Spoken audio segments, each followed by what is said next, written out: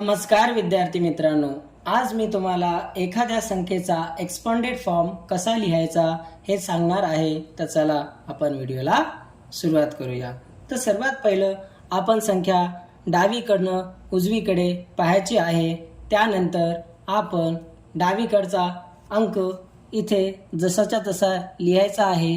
त्यानंतर त्याच्या उजवीकडे जेवढे संख्या आहेत तेवढे आपल्याला शून्य द्यायचे आहेत।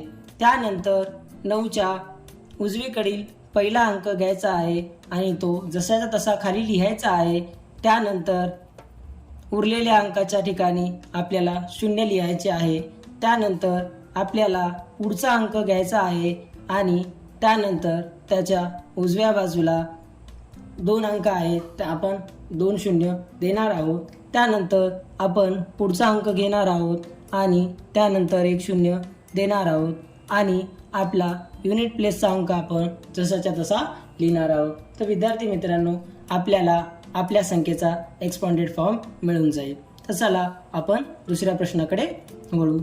इथे सुद्धा 4 हा अंक मी जसाचा तसा लिहिणार आहे आणि त्यानंतर 1 2 3 आणि 4, कारण 4 या अंकाच्या उजवीकडे 4 डिजिट आहे, त्याच्यामुळे मी 4 शून्य देणार आहे।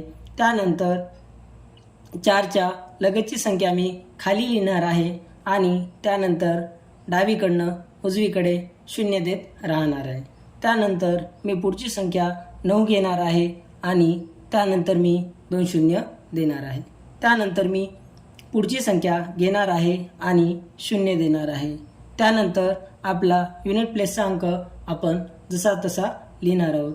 विद्यार्थी मित्रांनो, तुम्हाला माझी ट्रिक कशी वाटली मला कमेंटमध्ये नक्की कळवा आणि या प्रश्नाचे उत्तर मला कमेंट बॉक्समध्ये नक्की सांगा। थँक्यू।